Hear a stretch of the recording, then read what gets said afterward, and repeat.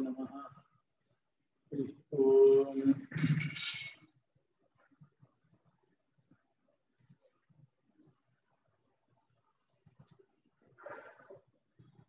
वन्दे वन्दे भव महेन्द्रादिवृन्दारकेन्द्रैः व्यक्तं व्याप्तं स्वगुणगणतो देशतः कालतश्च धूतावद्यं सुखचितिमयैर्मङ्गलैर्युक्तमङ्गैः सहनाथ्यन्नो विदधदधिकं ब्रह्मनारायणाख्यं भूषारत्नं भुवनवलयस्याखिलाश्चर्यरत्नं लीलारत्नं जलधिदुहितुर्देवता मौलिरत्नं चिन्तारत्नं जगति भजतां सत्सर्वजद्युरत्नं कौसल्याया लसतु मम हृन्मण्डले पुत्ररत्नम् आपादमौलिपर्यन्तं गुरूणामाकृतिं स्मरेत् तेन विघ्नाः प्रणश्यन्ति सिद्ध्यन्ति च मनोरथाः। ॐ जन्माद्यस्य यतोऽन्वयादितरतश्चार्थेष्वभिघ्नस्वराट्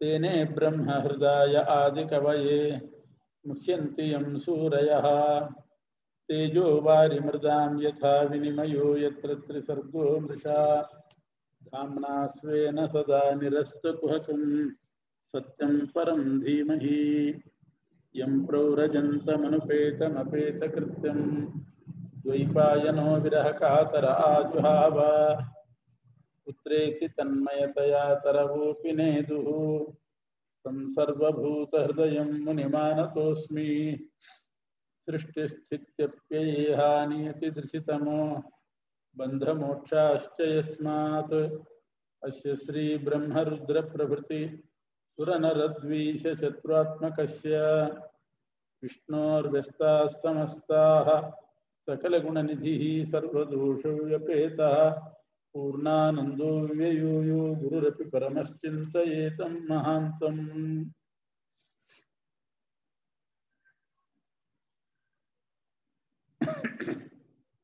ಶುಕ ಮಹರ್ಷಿಗಳು ಪರೀಕ್ಷಿತ್ ರಾಜ ಇದ್ದಲ್ಲಿಗೆ ಗಂಗಾ ತೀರಕ್ಕೆ ತಾವಾಗೇ ಬಂದಿದ್ದಾರೆ. ತಾವಾಗೇ ಅಂದರೆ ವೇದವ್ಯಾಸ ದೇವರ ಪ್ರೇರಣೆಯಿಂದ ಬಂದರು. ಪರೀಕ್ಷನ್ ಮಹಾರಾಜ ವೇದವ್ಯಾಸ ದೇವರ ವಂಶದಲ್ಲಿ ಬಂದವನು. ವೇದವ್ಯಾಸ ದೇವರ ಮಕ್ಕಳೇ ಧೃತರಾಷ್ಟ್ರ, ಪಾಂಡು, ವಿದುರ, ಇವರೆಲ್ಲ ವ್ಯಾಸರ ಮಕ್ಕಳು. ಆದ್ದರಿಂದ ಪಾಂಡುರಾಜನ ಮಗನೇ ಅರ್ಜುನ, ಅರ್ಜುನನ ಮಗ ಅಭಿಮನ್ಯು, ಅಭಿಮನ್ಯುವಿನ ಮಗ ಪರೀಕ್ಷಿತ್ ರಾಜ. ಹಾಗಾಗಿ ವೇದವ್ಯಾಸ ದೇವರ ವಂಶದವನು. ಅವನನ್ನು ಉದ್ಧಾರ ಮಾಡಬೇಕು ಅಂತ ವ್ಯಾಸರೇ ಪ್ರೇರಣೆ ಮಾಡಿದ್ರು ಶುಕಾಚಾರ್ಯರಿಗೆ. ಸಾಕ್ಷಾತ್ ಶುಕಮುನಿಗಳೇ ಅಲ್ಲಿಗೆ ಬಂದಿದ್ದಾರೆ. ಬಂದಾಗ ಪರೀಕ್ಷಿತ್ ರಾಜ ತನ್ನ ಪರಿಸ್ಥಿತಿ ಹೇಳಿಕೊಂಡ. ನಾನು ಬೇಟೆಯಾಡ್ಲಿಕ್ಕೆ ಹೋದಾಗ ಬಾಯಿ ಒಣಗಿ ನೀರು ಕುಡಿಬೇಕು ಅಂತ ಒಂದು ಆಶ್ರಮಕ್ಕೆ ಹೋದೆ. ಅಲ್ಲಿ ಋಷಿಗಳು ಧ್ಯಾನಮಗ್ನರಾಗಿದ್ದರು. ನನಗದು ಗೊತ್ತಾಗಲಿಲ್ಲ.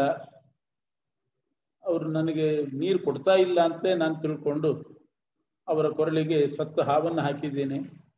ಆದರೂ ಸುಮ್ಮನಿದ್ದರು. ಅವರು ನಿಜವಾಗಿಯೂ ಧ್ಯಾನದಲ್ಲೇ ಇದ್ದರು. ನಾನು ಅವರಿಗೆ ಕೊರಳಿಗೆ ಸತ್ತ ಹಾವು ಹಾಕಿದ್ದರಿಂದ ದೊಡ್ಡ ಅಪಚಾರ ಆಗಿ, ಬ್ರಾಹ್ಮಣಾಪಚಾರ ಅಂದರೆ ಅದು ದೇವತೆಗಳ ಅಪಚಾರ. ಆದ್ದರಿಂದ ಪಾಪ ಬಂದಿದೆ. ಆ ಪಾಪ ಪರಿಹಾರಕ್ಕೆ ಏನು ಮಾಡಲಿ? ಶಾಪಗ್ರಸ್ತನಾಗಿದ್ದೇನೆ. 7 ದಿವಸ ಮಾತ್ರ ಆಯುಷ್ಯ ಅಂತ ಶಾಪ ಹಾಕಿದ್ದಾನೆ ಆ ಋಷಿಕುಮಾರ, ಶಮೀಕ ಋಷಿಗಳ ಮಗ ಶೃಂಗಿ. ಬರಲಿ, 7 ದಿವಸ ಆಯುಷ್ಯ ಇರಲಿ. ಆದರೆ ಆ 7 ದಿವಸ ಆದಮೇಲೆ ನಾನು ನರಕಕ್ಕೆ ಹೋಗಿ ಬಿಡಬಾರ್ದು. ಉತ್ತಮ ಲೋಕವನ್ನೇ ಪಡೆದಿರಬೇಕು. ಅದರಿಂದ ನನಗೆ ಮುಂದೆ ಉತ್ತಮ ಲೋಕ ಪ್ರಾಪ್ತಿಗೆ ಏನಾಗಬೇಕು, ಏನು ಮಾಡಬೇಕು, ನಾನು ಪ್ರಾಯಶ್ಚಿತ್ತ ಅದನ್ನು ಹೇಳ್ರಿ ಅಂತ ಕೇಳಿದ್ದಾನೆ. ಆಗ ಶುಕ ಮಹರ್ಷಿಗಳು, ನೀನೇನು ಚಿಂತೆ ಮಾಡಬೇಡ, ನೀ ಮಾಡಿದ ಪಾಪ ಬಹಳ ದೊಡ್ಡ ಪಾಪನೇ. ಯಾಕೆಂದ್ರೆ ಒಬ್ಬ ಬ್ರಾಹ್ಮಣನಿಗೆ ಅಪಚಾರ ಮಾಡಿದರೆ 33 ಕೋಟಿ ದೇವತೆಗಳಿಗೆ ಮಾಡಿದ ಹಾಗೆ. ಆದರೂ ನೀನು ಯೋಚನೆ ಮಾಡಬೇಡ, ಅಂಥ ಮಹಾಪಾಪವು ಕೂಡ ನಿರ್ನಾಮ ಆಗಿ ಹೋಗ್ತದೆ, ಹೆಸರಿಲ್ಲದೆ ಕೊಚ್ಚಿ ಹೋಗ್ತದೆ. ಅಂಥ ಭಾಗವತ ಪ್ರವಾಹವನ್ನು ನಿನ್ನ ಮೇಲೆ ಹರಿಸ್ತೇನೆ ನಾನು. ಆ ಭಾಗವತ ಪ್ರವಾಹದಲ್ಲಿ ಪಾಪ ಕೊಚ್ಚಿ ಹೋಗ್ತದೆ, ನೀನು ಚಿಂತೆ ಮಾಡಬೇಡ ಅಂತ ಹೇಳಿ ಭಾಗವತ ಹೇಳಲಿಕ್ಕೆ ಪ್ರಾರಂಭ ಮಾಡಿದರು. ಭಾಗವತ ಪಾಪ ಪರಿಹಾರ ಮಾಡುವ ಪ್ರಾಯಶ್ಚಿತ್ತಗಳಲ್ಲಿ ಬಹಳ ಶ್ರೇಷ್ಠವಾದದ್ದು ಅದೇ.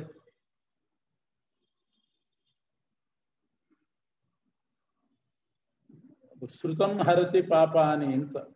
ಭಾಗವತ ಶ್ರವಣ ಮಾಡಿದರೆ ಸಾಕು ಪಾಪ ಪರಿಹಾರ ಆಗ್ತದೆ, ಹಾಗುಂಟು. ಅದರಿಂದ ನೀನು ಶ್ರವಣ ಮಾಡು ಅಂತ ಹೇಳಿ ಪರಮಾತ್ಮನ ಪ್ರಾರ್ಥನೆ ಮಾಡಿ ಶುಕಾಚಾರ್ಯ ಹೇಳಲಿಕ್ಕೆ ಶುರು ಮಾಡಿದ್ರು. ನಮಃ ಪರಸ್ಮೈ ಪುರುಷಾಯ ಭೂಯಸೆ ಸದುದ್ಭವಸ್ಥಾನ ನಿರೋಧ ಲೀಲಯ ಗೃಹೀತ ಶಕ್ತಿ ತ್ರಿತಯಾಯ ದೇಹಿನಾಂ ಅಂತರ್ಧ್ರುವಾಯಾನುಪಲಭ್ಯ ವರ್ತಮನೆ ಭೂಯೋ ನಮಃ ಸದ್ವೃಜಿನಚ್ಛಿದೇ ಸತಾಂ ಅಸಂಭವಾಯಾಖಿಲ ಸತ್ವಮೂರ್ತಯೇ ಪುಂಸಾಂ ಪುನಃ ಪಾರಮಹಂಸ್ಯ ಆಶ್ರಮೆ ವ್ಯವಸ್ಥಿತಾನಾಮನುಮೃಗ್ಯದಾಶುಷೇ. ಆ ಪರಮಾತ್ಮ ಸರ್ವಾಂತರ್ಯಾಮಿಯಾಗಿದ್ದಾನೆ, ಎಲ್ಲರ ಹೃದಯದಲ್ಲಿ ನೆಲೆಸಿರ್ತಾನೆ. ಅವನೇ ಕರ್ಮ ಸಾಕ್ಷಿ, ಅವನೇ ಶಬ್ದಗಳನ್ನು ನುಡಿಸುವವನು. ತಾನು ನುಡಿದು ನುಡಿಸ್ತಾನೆ, ತಾನು ನಡೆದು ನಡೆಸ್ತಾನೆ. ಎಲ್ಲ ಕ್ರಿಯೆಗಳನ್ನು ತಾನು ಮಾಡಿ ಪ್ರತಿಬಿಂಬರಾದ ನಮ್ಮಲ್ಲಿ ಕ್ರಿಯೆ ಬರುವಂತೆ ಮಾಡ್ತಾನೆ ಪರಮಾತ್ಮ ಅಂತ ಭಗವಂತನಿಗೆ ನಮೋ ನಮಃ ಅಂತ ನಮಸ್ಕಾರ ಮಾಡ್ತಿದ್ದಾರೆ. ಯಾಕೆಂದ್ರೆ ಭಾಗವತ ಹೇಳ್ತೇನೆ ಅಂತ ಪ್ರಾರಂಭ ಮಾಡಿದರು.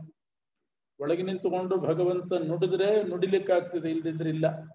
ಆದ್ರಿಂದ ಭಗವಂತನೇ ನುಡಿಸುವವನು, ಅಂತರ್ಯಾಮಿ. ಒಳಗಿದ್ದು ನಾವೆಲ್ಲ ಗೊಂಬೆ ಇದ್ದ ಹಾಗೆ, ಒಳಗಿದ್ದ ಆಳು ನಡೆದ್ರೆ ಗೊಂಬೆ ನಡೀತದೆ, ಗೊಂಬೆ ಹೊತ್ತುಕೊಂಡು ಆಳು ನಡಿಬೇಕು, ಇಲ್ದಿದ್ರೆ ಗೊಂಬೆ ಸ್ತಬ್ಧ. ಹಾಗೆ ಇವನು ಆಳಲ್ಲ, ಒಳಗಿರೋನು ಸ್ವಾಮಿ ಅಷ್ಟೇನೆ. ಆ ಒಳಗಿರ್ತಕ್ಕಂಥ ಅಂತರ್ಯಾಮಿ ನಮ್ಮ ಸ್ವಾಮಿ. ಅವನು ನುಡಿದ್ರೆ ನಮ್ಮ ಬಾಯಿಂದ ಶಬ್ದಗಳು ಬರ್ತದೆ. ಆದ್ದರಿಂದ ಅವನಿಗೆ ನಮೋ ನಮಃ ಅಂತ ನಮಸ್ಕಾರ ಮಾಡಿ ಭಾಗವತ ಹೇಳಲಿಕ್ಕೆ ಶುರು ಮಾಡಿದ್ರು. ಜನ್ಮಾದ್ಯಶಯಿತಃ ಅಂತ ಭಾಗವತದ ಮೊದಲನೇ ಶ್ಲೋಕ. ಪರಮಾತ್ಮ ಜಗಜ್ಜನ್ಮಾದಿ ಕಾರಣ, ಜಗತ್ತನ್ನು ಸೃಷ್ಟಿ ಮಾಡಿದವನು ಅವನು. ಹೀಗೆ ನಾವು ಭಗವಂತನನ್ನ ಚಿಂತನೆ ಮಾಡಬೇಕು. ಇಡೀ ಜಗತ್ತನ್ನ, ಚೇತನ ಅಚೇತನ ಎರಡು ವಿಧವಾದ ಪ್ರಪಂಚ. ಕೆಲವರು ಚೇತನರಿದ್ದಾರೆ, ಅಂದರೆ ಜ್ಞಾನವುಳ್ಳವರು, ಕೆಲವರು ಅಚೇತನರು, ಜಡ ಪದಾರ್ಥ. ಎರಡನ್ನೂ ಸೃಷ್ಟಿ ಮಾಡಿದ್ದಾನೆ. ಹೇಗೆ ಮಾಡಿದ ಅಂತಂದ್ರೆ ಪ್ರಳಯ ಕಾಲ ಅಂತ ಇತ್ತು. ಆ ಪ್ರಳಯ ಕಾಲದಲ್ಲಿ ಎಲ್ಲ ಕಡೆ ನೀರು. ಈಗಿದ್ದ ಹಾಗೆ ಲೋಕಗಳು ಯಾವುದೂ ಇರೋದಿಲ್ಲ. ಇಡೀ ಲೋಕ ಎಲ್ಲ ನೀರಿನಲ್ಲಿ ಮುಳುಗಿ ಹೋಗಿಬಿಡ್ತದೆ. ಏಕಾರ್ಣವ, ಒಂದೇ ಒಂದು ಸಮುದ್ರ ಇದ್ದಾಗ ಆಗಿಬಿಡ್ತದೆ. 4 ಸಮುದ್ರ ಸೇರಿ ಒಂದು ಸಮುದ್ರ ಆಗ್ತದೆ. ಆದರೆ ಹೇಗೆ, ಅಷ್ಟು ಮಳೆ ಬಂದು ಜಲಪ್ರಳಯ. ಅಂಥ ಪ್ರಳಯ ಸಮುದ್ರದಲ್ಲಿ ಯಾವ ಲೋಕನೂ ಇರೋದಿಲ್ಲ. ಪರಮಾತ್ಮ ಒಬ್ಬ ಒಂದು ಆಲದ ಎಲೆ ಮೇಲೆ ಮಲಗಿರ್ತಾನೆ. ಆಲದ ಎಲೆ ಅಂತಂದ್ರೆ ವಿಸ್ತಾರವಾದ ಎಲೆ. ಭೂದೇವಿನೇ ಎಲೆ ಆಗ್ತಾಳೆ ಅಷ್ಟೇನೆ, ಇನ್ನೇನಿಲ್ಲ. ಶ್ರೀ ಭೂ ದುರ್ಗಾ ಅಂತ 3 ರೂಪ. ಅವರಿಗೆ ಲಯ ಇಲ್ಲ, ಅವರಿಗೆ ನಾಶ ಇಲ್ಲ, 3 ರೂಪಕ್ಕೂ ನಾಶ ಇಲ್ಲ. ಭೂದೇವಿ ಆಲದ ಎಲೆ ಆಗಿರ್ತಾಳೆ. ಆಮೇಲೆ ಶ್ರೀದೇವಿನೇ ನೀರಾಗಿರ್ತಾಳೆ. ಆವಾಗ ಬ್ರಹ್ಮಾಂಡದ ಒಳಗಿನ ನೀರೆಲ್ಲ ಹೋಗಿಬಿಡ್ತದೆ. ಶ್ರೀದೇವಿನೇ ನೀರಿನ ರೂಪ, ಭೂದೇವಿನೇ ಎಲೆ ರೂಪ, ದುರ್ಗಾದೇವಿ ಕತ್ತಲೆ ರೂಪ. ಪ್ರಳಯ ಅಂದ್ರೆ ಹೀಗೆ, ಕತ್ತಲೆ, ನೀರು, ಎಲೆ ಅಷ್ಟೆ. ಆ ಎಲೆ ಮೇಲೆ ಪರಮಾತ್ಮ ಲಕ್ಷ್ಮಿಯೊಂದಿಗೆ ಅಲ್ಲಿ ಪವಡಿಸಿರ್ತಾನೆ. 100 ವರ್ಷಗಳ ಕಾಲ ಪ್ರಳಯ ಕಾಲ. ಅಂದರೆ ಬ್ರಹ್ಮದೇವರ ಮಾನದಿಂದ 100 ವರ್ಷ, ಮನುಷ್ಯ ಮಾನದಿಂದ ಬಹಳ ಆಗ್ತದೆ ಪ್ರಳಯ ಕಾಲ. ಚತುರ್ಮುಖ ಬ್ರಹ್ಮ ಮನುಷ್ಯರಿಗೆ, ಒಬ್ಬ ಮನುಷ್ಯ ಮಾನದಿಂದ 864 ಕೋಟಿ ವರ್ಷ ಆದರೆ ಬ್ರಹ್ಮದೇವರಿಗೆ 1 ದಿನ. ಆ ಲೆಕ್ಕದಲ್ಲಿ 360 ಆದರೆ 1 ವರ್ಷ, ಆಮೇಲೆ 100 ವರ್ಷ ಪ್ರಳಯ ಕಾಲ. ಆ 100 ವರ್ಷದಲ್ಲಿ 87 ವರ್ಷ ಪರಮಾತ್ಮ ಸುಮ್ಮನೆ ಮಲಗಿರ್ತಾನೆ. 87 ವರ್ಷ ಏನು ಕೆಲಸ ಇರುವುದಿಲ್ಲ. ಪರಮಾತ್ಮನ ಕೆಲಸ ಅಂದ್ರೆ ಏನು? ಭಕ್ತರನ್ನ ರಕ್ಷಣೆ ಮಾಡೋದು. ಶಿಷ್ಟ ಅನುಗ್ರಹ, ದುಷ್ಟ ಶಿಕ್ಷಣ. ಶಿಷ್ಟ ಪರಿಪಾಲನಾ, ದುಷ್ಟ ಶಿಕ್ಷಣ. ಯಾರೂ ಇರುವುದಿಲ್ಲ, ಎಲ್ಲರೂ ಹೊಟ್ಟೆ ಒಳಗಿರ್ತಾರೆ. ಆವಾಗ ಜೀವರು 3 ಭಾಗ ಮಾಡಿ ಹೊಟ್ಟೆ ಒಳಗೆ, ಮೇಲ್ಭಾಗದಲ್ಲಿ ಮುಕ್ತಿಯೋಗ್ಯ ಜೀವರು, ಮಧ್ಯದಲ್ಲಿ ಸಂಸಾರಿಗಳು, ನಿತ್ಯ ಸಂಸಾರಿಗಳು, ಕೆಳಭಾಗದಲ್ಲಿ ತಮೋಯೋಗ್ಯ ಜೀವರು ಅಂತ 3 ಭಾಗ ಮಾಡಿ ಹೊಟ್ಟೆ ಒಳಗಡೆ ಆ ನಾಭಿ ಹತ್ತಿರ ಮಲಗಿಸ್ಕೊಂಡಿರ್ತಾನೆ. ಸೃಷ್ಟಿ ಆದ್ಮೇಲೆ ಅವ್ರನ್ನ ಹೊರಗೆ ಹಾಕಿ ಸಾಧನೆ ಮಾಡಿಸಿ ಅವರವರನ್ನ ಆಯಾ ತಮಸ್ಸಿಗೋ ಮೋಕ್ಷಕ್ಕೋ ಕಳಿಸ್ತಾನೆ. ಪ್ರಳಯ ಕಾಲದಲ್ಲಿ ಎಲ್ಲ ಜೀವರು ಹೊಟ್ಟೆ ಒಳಗಿರ್ತಾರೆ. ಅವಾಗೇನು ಶಿಷ್ಟರ ರಕ್ಷಣೆ, ದುಷ್ಟ ಶಿಕ್ಷಣ ಯಾವ ಕೆಲಸನೂ ಇರೋದಿಲ್ಲ. ಸುಮ್ಮನೆ ಅಡ್ಡಾಗಿರ್ತಾನೆ ಅಷ್ಟೇ. ನಿದ್ದೆ ಅಲ್ಲ ಪ್ರಳಯ ಕಾಲದಲ್ಲಿ ಪರಮಾತ್ಮ ನಿಧಿ. ಚಾತುರ್ಮಾಸ್ಯದಲ್ಲಿ ಭಗವಂತ ಮಲಗಿರ್ತಾನೆ, ಉತ್ಥಾನ ದ್ವಾದಶಿ ಹೇಳ್ತಾನೆ ಅಂತ. ಏನರ್ಥ ಮಲಗಿರ್ತಾನೆ ಅಂದ್ರೆ? ಸುಮ್ಮನೆ ಯೋಗ ನಿದ್ರೆ ಅಂತ ಕರೀತಾರೆ ಅದನ್ನು. ಯೋಗ ನಿದ್ರೆ. ಸುಮ್ಮನೆ ಅಡ್ಡಾಗಿರ್ತಾನೆ, ಹೆಚ್ಚಿನ ಕೆಲಸ ಮಾಡ್ಲಿಕ್ಕೆ ಹೋಗೋದಿಲ್ಲ. ಇವಾಗ ವರ್ಷಕ್ಕೆ 4 ತಿಂಗಳು ಸ್ವಲ್ಪ ಅಡ್ಡಾಗ್ತಾನೆ. ಹಾಗೆ ಭಗವಂತ ಯೋಗ ನಿದ್ರೆಯಲ್ಲಿರ್ತಾನೆ. 87 ವರ್ಷ ಸುಮ್ಮನೆ ಹೋಯ್ತು. ಆಮೇಲೆ 12 ವರ್ಷ ಸೃಷ್ಟಿ ಪ್ರಾರಂಭ ಆಗ್ತದೆ. ಸೃಷ್ಟಿ ಪ್ರಕ್ರಿಯೆ 12 ವರ್ಷದ ತನಕ ಸೃಷ್ಟಿ ನಡೀತದೆ. 87 ವರ್ಷ ಆದಮೇಲೆ ದುರ್ಗಾದೇವಿ ವೇದ ಮಂತ್ರಗಳಿಂದ ಪರಮಾತ್ಮನನ್ನು ಸ್ತೋತ್ರ ಮಾಡಿ ಎಬ್ಬಿಸ್ತಾಳೆ. ತಾನು ಮೊದಲು ಹೇಳ್ತಾಳೆ, ಯಾವಾಗಲೂ ಗಂಡ ಮಲಗಿದ ಮೇಲೆ ಹೆಣ್ಣು ಮಕ್ಕಳು ಮಲಗಬೇಕಂತೆ. ಗಂಡ ಹೇಳೋದಕ್ಕಿಂತ ಮೊದಲು ಹೇಳಬೇಕು ಅಂತ ಶಾಸ್ತ್ರ ಹೆಂಗಸರಿಗೆ. ಆದ್ದರಿಂದ ದುರ್ಗಾದೇವಿ ಮೊದಲೇ ಎದ್ದು ತಾನು ಭಗವಂತನನ್ನು ವೇದ ಮಂತ್ರಗಳಿಂದ ಎಬ್ಬಿಸ್ತಾಳೆ. ಇನ್ನು 12 ವರ್ಷ ಇತ್ತು. ಹಾಗೆ ಸೃಷ್ಟಿ ಮಾಡಿದೆ. ಮೊದಲು ಪರಮಾತ್ಮ ಸೃಷ್ಟಿ ಮಾಡಿದ್ದೇನು ಅಂದರೆ 24 ತತ್ವಗಳನ್ನು ಸೃಷ್ಟಿ ಮಾಡ್ತಾನೆ. 20 ತತ್ವ ಅಂದ್ರೆ ಒಂದು ಮೂಲ. ಈ ಬ್ರಹ್ಮಾಂಡಕ್ಕೆ ಮತ್ತು ನಮ್ಮ ಪಿಂಡಾಂಡ ಅಂದ್ರೆ ಶರೀರ. ಇದು ಒಂದು ರೀತಿ ಬ್ರಹ್ಮಾಂಡದ ಹಾಗೆ. ಬ್ರಹ್ಮಾಂಡದಲ್ಲಿ ಏನೇನಿದೆಯೋ ಎಲ್ಲ ಇಲ್ಲೂ ಇದೆ. ಮಿನಿ ಬ್ರಹ್ಮಾಂಡ. ಆ ಬ್ರಹ್ಮಾಂಡ ಮತ್ತು ಪಿಂಡಾಂಡ ಶರೀರಕ್ಕೆ ಬೇಕಾದ ಮೂಲಭೂತ ದ್ರವ್ಯಗಳಿಗೆ ತತ್ವ ಅಂತ ಕರೀತಾರೆ. ಆ ಮೂಲಭೂತ ತತ್ವಗಳು ಅಂತಂದ್ರೆ 24. ಒಂದು ಮನೆ ಕಟ್ಟಲಿಕ್ಕೆ ಮೊದಲು ನಾವು ಇಟ್ಟಿಗೆ, ಮರಳು, ಸಿಮೆಂಟು, ಕಬ್ಬಿಣ, ಕಲ್ಲು, ನೀರು ಎಲ್ಲ ಸಂಗ್ರಹ ಮಾಡಬೇಕು. ಹಾಗೆ ಬ್ರಹ್ಮಾಂಡ ಪಿಂಡಾಂಡಕ್ಕೆ ಮೂಲಭೂತವಾಗಿ 24 ದ್ರವ್ಯಗಳು, ವಸ್ತುಗಳು ಬೇಕು. ಅವ್ಯಕ್ತ ತತ್ವ, ಮಹತ್ತತ್ವ, ಅಹಂಕಾರ ತತ್ವ, ಬುದ್ಧಿ ತತ್ವ ಅಂತ 4. ಆಮೇಲೆ ಪಂಚ ಜ್ಞಾನೇಂದ್ರಿಯ, ಪಂಚ ಕರ್ಮೇಂದ್ರಿಯಗಳು. ಪಂಚ ಜ್ಞಾನೇಂದ್ರಿಯ ಅಂದ್ರೆ ಚಕ್ಷು, ಶ್ರೋತ್ರ, ರಸನ, ಆಮೇಲೆ ಸ್ಪರ್ಶೇಂದ್ರಿಯ, ತ್ವಕ್, ಘ್ರಾಣ. ಇವು ಜ್ಞಾನೇಂದ್ರಿಯ, ತಿಳುವಳಿಕೆ ಪಡೆಯುವ ಇಂದ್ರಿಯಗಳು. ಇನ್ನು ಕೆಲಸ ಮಾಡುವ ಇಂದ್ರಿಯಗಳು 5.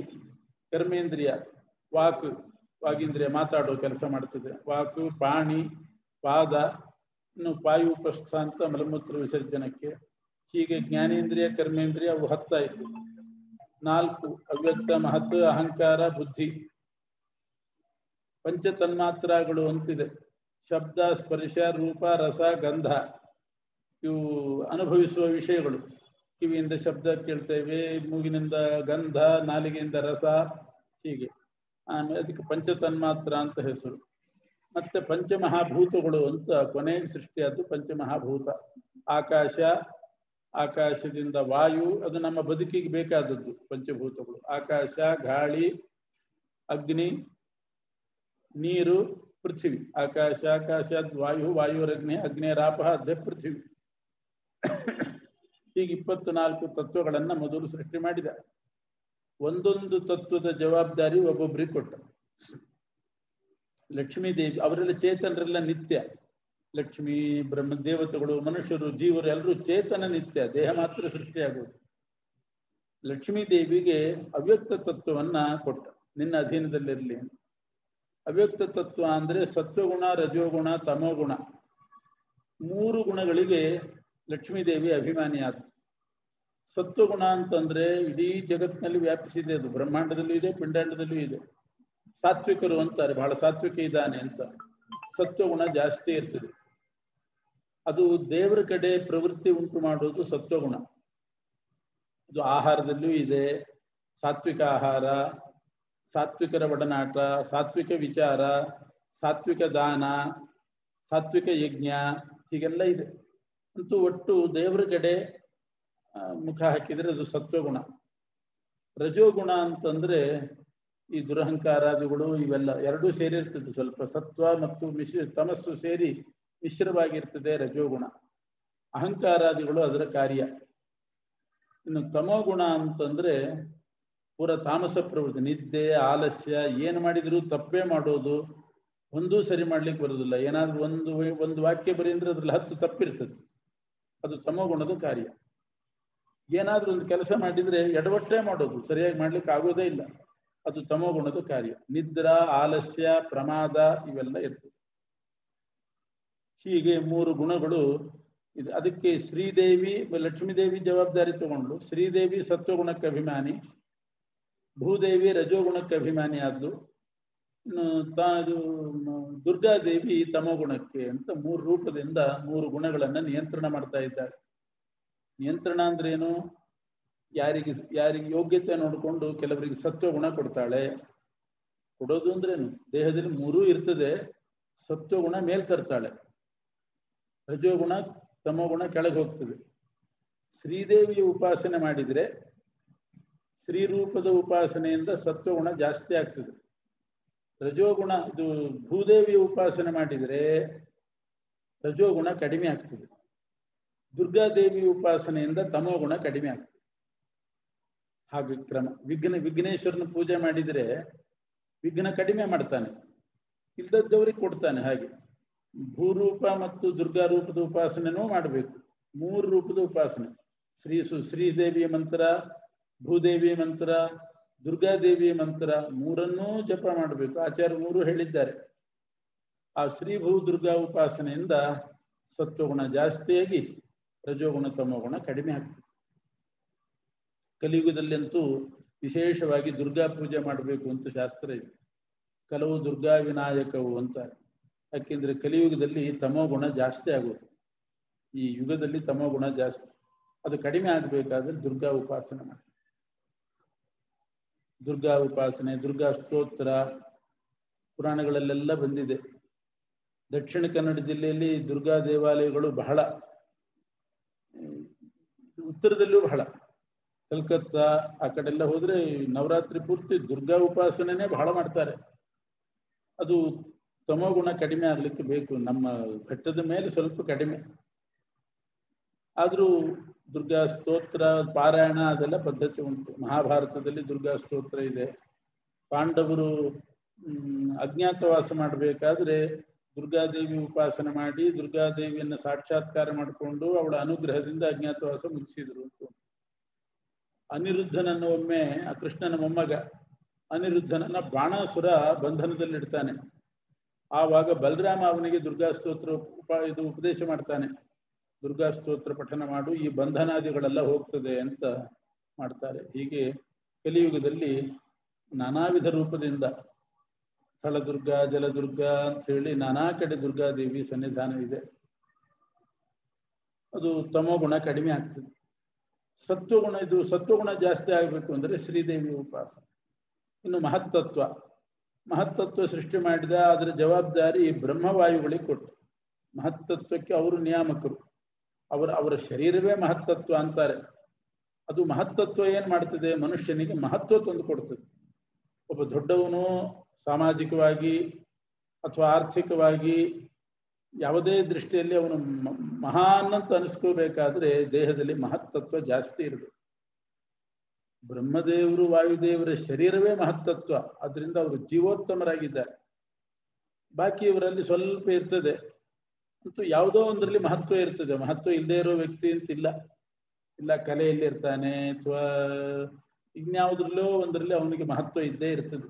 ಯಾಕೆ ಪ್ರತಿಯೊಬ್ಬರ ದೇಹದಲ್ಲಿ ಆ ತತ್ವ ಬೇಕದು ಇದ್ದೇ ಇರ್ತದೆ. ಅದು ಹೆಚ್ಚಿನ ಪ್ರಮಾಣದಲ್ಲಿ ಬರಬೇಕಾದ್ರೆ ಬ್ರಹ್ಮದೇವರಿಗೆ ಪೂಜೆ ಗೀಜೆ ಇಲ್ಲ, ವಾಯುದೇವರ ಉಪಾಸನೆ ಮಾಡಬೇಕು. ವಾಯುಸ್ತುತಿ, ಪವಮಾನ ಹೋಮ ಇವುಗಳಿಂದ ಮಹತ್ವ ಜಾಸ್ತಿ ಬರ್ತದೆ ಮನುಷ್ಯನಿಗೆ. ಯಾಕೆ ಮಹತ್ತತ್ವಕ್ಕೆ ಬ್ರಹ್ಮವಾಯು ಅಭಿಮಾನಿ. ಬ್ರಹ್ಮದೇವರಿಗೆ ಪೂಜೆ ಬೇಡ ಅಂತ ಪರಮಾತ್ಮ ಹೇಳಿ ವಾಯುದೇವರನ್ನ ಆ ಜಾಗದಲ್ಲಿ ಇಟ್ಟಿದ್ದಾನೆ. ಅದಕ್ಕೆ ವಾಯುಸ್ತುತಿ, ರಘುವಾಯುಸ್ತುತಿ, ಪವಮಾನ ಹೋಮ, ಮಧ್ವನಾಮ ಇವೆಲ್ಲ ಮಾಡಬೇಕು. ಅಹಂಕಾರ ತತ್ವ ಅಂತ 3ನೇದ್ದು. ನಮ್ಮ ಇತಿಮಿತಿ ಏನು ಅಂತ ನಮಗೆ ಗೊತ್ತಾಗಬೇಕು. ಅದೇ ನಮ್ಮ ದೇಹದಲ್ಲಿರೋ ಅಹಂಕಾರ, ಅದು ಗೊತ್ತಿರ್ತದೆ ನಮಗೆ, ಪ್ರತಿಯೊಬ್ಬರಿಗೂ ಗೊತ್ತಿರ್ತದೆ. ಬೇರೆಯವರೇನೋ ತಿಳ್ಕೊಂಡಿರ್ತಾರೆ, ಅವ್ರವ್ರ ಸ್ವರೂಪ ಅವ್ರಿಗೆ ಚೆನ್ನಾಗಿ ಗೊತ್ತಿರ್ತದೆ. ನಾವೇನು ಎಷ್ಟು ಅನ್ನೋದು ಅವ್ರಿಗೆ ಗೊತ್ತಿರ್ತದೆ. ಆ ನಮ್ಮತನದ ಅಹಂತ್ವದ ಜ್ಞಾನ ಬರೋದು, ದುರಹಂಕಾರ ಹೋಗಬೇಕು. ದುರಹಂಕಾರ ಹೋಗಿ ನಾನು ದಾಸ ಅನ್ನುವಂಥ ಜ್ಞಾನ, ಆ ಅಹಂ ಸ್ವರೂಪದ ಸರಿಯಾದ ಜ್ಞಾನ ಬರಬೇಕಾದ್ರೆ ರುದ್ರದೇವರು ಅಭಿಮಾನಿಗಳು. ಅಹಂಕಾರ ತತ್ವಕ್ಕೆ ರುದ್ರ ಅಭಿಮಾನಿ. ರುದ್ರದೇವರ ಸ್ತೋತ್ರ ಉಪಾಸನೆಯಿಂದ ದುರಹಂಕಾರ ಹೋಗಿ ನಮಗೆ ವಿನಯಾದಿಗಳು ಬರ್ತದೆ. ಅಹಂಕಾರ ತತ್ವಕ್ಕೆ ಅವರ ಅಭಿಮಾನಿಗಳು ದುರಹಂಕಾರ ಕಡಿಮೆ ಮಾಡಿ ಸಾತ್ವಿಕ ಅಹಂಕಾರ ಅಂದ್ರೆ ನಮ್ಮ ಇತಿಮಿತಿ ತಿಳಿಯುವಂತೆ ಮಾಡ್ತಾರೆ. ಇದು ಇನ್ನು ಬುದ್ಧಿ ತತ್ವಕ್ಕೆ ಸರಸ್ವತಿ ದೇವಿ ಅಭಿಮಾನಿ. ಇನ್ನು ಪಂಚ ಜ್ಞಾನೇಂದ್ರಿಯ, ಕಣ್ಣಿಗೆ ಸೂರ್ಯ, ಕಿವಿಗೆ ಚಂದ್ರ ಅಭಿಮಾನಿ, ಘ್ರಾಣೇಂದ್ರಿಯಕ್ಕೆ ಅಶ್ವಿನಿ ಕುಮಾರರು, ಇನ್ನು ರಸನೇಂದ್ರಿಯಕ್ಕೆ ವರುಣ, ತ್ವಗೇಂದ್ರಿಯ ಸ್ಪರ್ಶೇಂದ್ರಿಯಕ್ಕೆ ಅಹಂಕಾರಿಕ ಪ್ರಾಣ ಅಂತ ವಾಯುದೇವರು ಮಗ, ಅವನ ಅಭಿಮಾನಿ ಇದ್ದಾನೆ.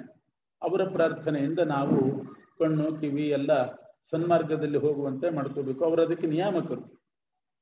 ಕಣ್ಣು ಏನಾದ್ರೂ ಆಗ್ಬೇಕು, ಕಣ್ಣು ಸರಿಯಾಗಿರ್ಬೇಕು, ಸೂರ್ಯನ ಉಪಾಸನೆ ಮಾಡಬೇಕು, ಅದರಿಂದ ಕಣ್ಣು ಸರಿ ಹೋಗ್ತದೆ. ಇನ್ನು ಪಂಚ ಕರ್ಮೇಂದ್ರಿಯಗಳು, ಕೈ ಕಾಲು ಅದನ್ನೆಲ್ಲ ಜವಾಬ್ದಾರಿಯನ್ನ ಪರಮಾತ್ಮ ಇವರಿಗೆ ಕೊಟ್ಟ. ಇಂದ್ರ ಕೈಗೆ ಅಭಿಮಾನಿ ಇಂದ್ರ, ಇಂದ್ರ ಮತ್ತು ದಕ್ಷ ಇಬ್ಬರು. ಪಾದಕ್ಕೆ ಜಯಂತ ಇಂದ್ರನ ಮಗ, ವಾಗೀಂದ್ರಿಯಕ್ಕೆ ಅಗ್ನಿದೇವ, ಪಾಣಿ ಪಾದ, ವಾಯು ಉಪಸ್ಥಕ್ಕೆ ದಕ್ಷ ಮತ್ತು ಮನು ಅಂತಿದ್ದಾರೆ. ಮಿತ್ರ ಮತ್ತು ಮನು ಅಥವಾ ದಕ್ಷ ಮನು ಅವರೆಲ್ಲ ಅದಕ್ಕೆ ಅಭಿಮಾನಿಗಳು.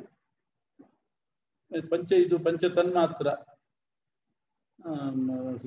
ರೂಪ ರಸ ಗಂಧ ಶಬ್ದ ಸ್ಪರ್ಶ. ಅದಕ್ಕೆ ಸೌಪರ್ಣಿ ವಾರುಣಿ ಪಾರ್ವತಿ ಅಂತ ಗರುಡದೇವ್ರ ಹೆಂಡತಿ, ರುದ್ರದೇವ್ರ ಹೆಂಡತಿ, ಶೇಷದೇವ್ರ ಹೆಂಡತಿ ಅದಕ್ಕೆ ಅಭಿಮಾನಿಗಳು. ಇನ್ನು ಪಂಚಭೂತಗಳು, ಪೃಥ್ವಿ ತತ್ವ ದೇಹದಲ್ಲಿದೆ, ಎಲುಬು ಮಾಂಸ ಇದೆಲ್ಲ ಗಟ್ಟಿ ಭಾಗ ಎಲ್ಲ ಪೃಥ್ವಿ ತತ್ವ. ಆ ಎಲುಬು ಗಟ್ಟಿ ಇರ್ತದೆ, ಅದಕ್ಕೆಲ್ಲ ಅಭಿಮಾನಿ ಧರಾದೇವಿ. ಆಕಾಶದಿಂದ ಶುರು ಮಾಡಬೇಕು. ಆಕಾಶಕ್ಕೆ ವಿನಾಯಕ. ಆಕಾಶ ಅಂದ್ರೆ ಸ್ಪೇಸ್, ಆಕಾಶ ಒಳಗಡೆ ಎಲ್ಲ ಖಾಲಿ ಜಾಗ ಇರ್ತದೆ.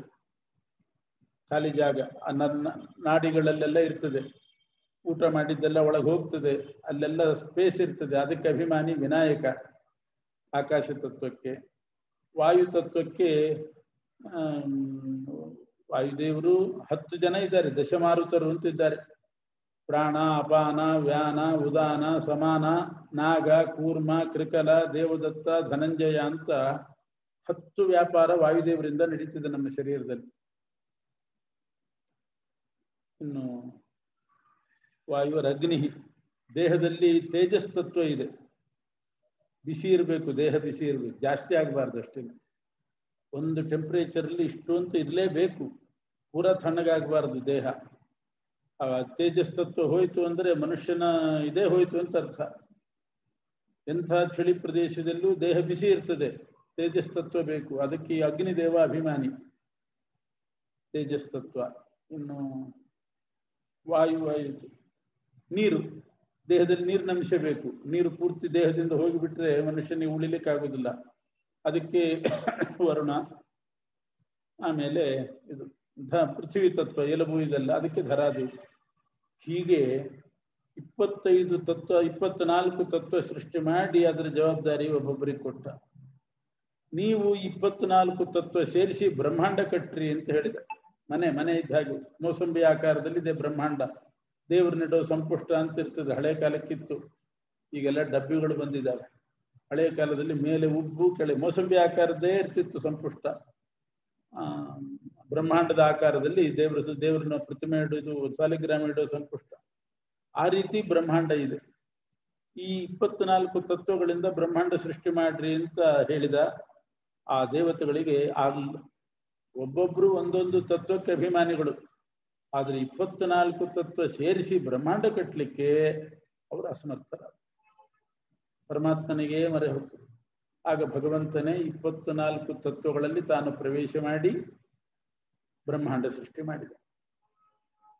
ಆ ಬ್ರಹ್ಮಾಂಡದಲ್ಲಿರೋ 24 ತತ್ವಕ್ಕೆ ಆ ದೇವತೆಗಳು ನಿಯಾಮಕರಾಗಬೇಕು. ನಮ್ಮ ಶರೀರದಲ್ಲೂ 24 ತತ್ವ ಇದೆ. ಅದರಲ್ಲಿ ಆ ಒಂದೊಂದು ತತ್ವಕ್ಕೆ ಒಬ್ಬೊಬ್ಬರು ನಿಯಾಮಕರು. ಅದ್ರ ಜವಾಬ್ದಾರಿ ನೋಡ್ಕೋಬೇಕು. ನೋಡ್ಕೊಳ್ಳಿಕ್ ಮತ್ತೆ ಅವರೊಳಗೆ ಪರಮಾತ್ಮ ಸೇರಿದ. ಅವರು ಸ್ವತಂತ್ರರಲ್ಲ. ಅದೇ ಪರಮಾತ್ಮನ 24 ರೂಪ, ಪ್ರಸಿದ್ಧವಾದ 24 ರೂಪ ಅಂದ್ರೆ ಅದನ್ನೇ. ಅದಕ್ಕೆ ಪ್ರತಿನಿತ್ಯ ನಾವು ಆಚಮನ ಮಾಡುವಾಗ ಕೇಶವಾಯ ಸ್ವಹ, ನಾರಾಯಣಾಯ ಸ್ವಹ, ಮಾಧವಾಯ ಸ್ವಹ ಅಂತ ಹೇಳಿ ಹರಯ್ಯ ನಮಃ, ಶ್ರೀಕೃಷ್ಣಾಯ ನಮಃ ಅಲ್ಲಿಯ ತನಕ ಅವಶ್ಯವಾಗಿ ಅನೇಕ ಬಾರಿ ಅದನ್ನು ಹೇಳೋದು. ಯಾಕೆಂದ್ರೆ ನಮ್ಮ ದೇಹದಿಂದ ನಾವು ಕೆಲಸ ಮಾಡ್ತೇವೆ, ಪೂಜೆ ಸಂಧ್ಯಾ ವಂದನೆ ಏನ್ ಮಾಡ್ಬೇಕಾದ್ರೆ ಆ 24 ಭಗವದ್ ರೂಪದ ಸ್ಮರಣೆ ಮಾಡಿ, ಆ ಪರಮಾತ್ಮ 24 ರೂಪದಿಂದ 24 ದೇವತೆಗಳಲ್ಲಿ ಇದ್ದು ಅವರು ಆ ತತ್ವಗಳನ್ನ ಸರಿಯಾಗಿ ಪ್ರೇರಣೆ ಮಾಡಿದ್ರೆ ದೇಹದಿಂದ ಕೆಲಸ ನಡೀತದೆ. ಅದಕ್ಕೋಸ್ಕರ ಈ 24 ರೂಪ ನಾಮ ಹೇಳೋದು ಉಂಟು. ಹೇಳಬೇಕಷ್ಟೇ ತಾಳ್ಮೆಯಿಂದ, ಹೇಳಲ್ಲ ಕೆಲವರು. ಕೇಶವಾಯ ಸ್ವಹ, ನಾರಾಯಣಾಯ ಸ್ವಹ, ಮಾಧವಾಯ ಸ್ವಹ, ಹರಯ್ಯ ನಮಃ, ಶ್ರೀಕೃಷ್ಣಾಯ ನಮಃ. ಅದಾಗಬಾರ್ದು. 24 ನಾಮ ಕೀರ್ತನೆ ಆಗಬೇಕು. ಆ ಗಾಯತ್ರಿ ಮಂತ್ರನೂ ಆ 24 ರೂಪದ ಭಗವಂತನ ಸ್ತೋತ್ರವೇ. 24 ಅಕ್ಷರ ಗಾಯತ್ರಿ ಮಂತ್ರದಲ್ಲಿ. ತತ್ಸವಿತುರ್ವರೇಣ್ಯಂ ಭರ್ಗೋ ದೇವಸ್ಯ ಧೀಮಹಿ ಧಿಯೋ ಯೋ ನಃ ಪ್ರಚೋದಯಾತ್. 24 ಅಕ್ಷರ. ಒಂದು ಸಲ ಗಾಯತ್ರಿ ಮಂತ್ರ ಹೇಳಿದ್ರೆ ಕೇಶವಾದ 24 ರೂಪಗಳ ಚಿಂತನೆ ಆಗ್ತದೆ. ಅವ್ರನ್ನ ಕರೆದಾಗ ಆಗ್ತದೆ, ಭಗವಂತನನ್ನ ಕರೆದಾಗ. ಅದೇ ಗಾಯತ್ರಿಯನ್ನ 1000 ಮಾಡಿದರೆ ಒಂದು ಹೊತ್ತಿಗೆ 3 ಹೊತ್ತು ಸಂಧ್ಯಾ ವಂದನೆ, ಒಂದು ಹೊತ್ತಿಗೆ 1000 ಮಾಡಿದರೆ 3 ಹೊತ್ತಿಗೆ 72,000 ಆಗ್ತದೆ. 72,000 ಅಕ್ಷರ ಆಗ್ತದೆ. ಒಂದು ಸಲ ಹೇಳಿದ್ರೆ 24 ಅಕ್ಷರ. ಒಂದು ಹೊತ್ತಿಗೆ ಬೆಳಗ್ಗೆ 24 ಅಕ್ಷರದ ಗಾಯತ್ರಿ 1000 ಮಾಡಿದರೆ 24,000. 3 ಹೊತ್ತಿಗೆ ಮಾಡಿದರೆ 72,000 ಆಯ್ತು. ದೇಹದಲ್ಲಿರುವ ನಾಡಿಗಳು 72,000 ನಾಡಿ. 1000 ಅಂತ ಮಾಡಿದರೆ 72,000 ನಾಡಿಯ ಭಗವದ್ ರೂಪದ ನಾಮಕೀರ್ತನೆ ಆಗ್ತದೆ. ಅವ ಅಷ್ಟು ನಾಡಿಗಳಿಗೆ ಶಕ್ತಿ ಬರ್ತದೆ. ಅದಕ್ಕೆ ಸಹಸ್ರ ಪರಮಾಂ ದೇವಿ ಅಂತಾರೆ. ಹೀಗೆ ಪರಮಾತ್ಮ 24 ರೂಪ ತಾಳಿ 24 ತತ್ವಗಳಲ್ಲಿ ತತ್ವಾಭಿಮಾನಿ ದೇವತೆಗಳಲ್ಲಿದ್ದ. ಬ್ರಹ್ಮಾಂಡ ಸೃಷ್ಟಿ ಮಾಡಿದ. ಬ್ರಹ್ಮಾಂಡದೊಳಗೆ ನೀರು ಸೃಷ್ಟಿ ಮಾಡಿದ. ಮೊದಲು ಅಂಡೋದಕ ಅಂತ ಕರೀತಾರೆ. ಆ ನೀರಿನಲ್ಲಿ ಮಲಗಿದ. ಅನೇಕ ವರ್ಷಗಳ ತನಕ ಮಲಗಿ ಆಮೇಲೆ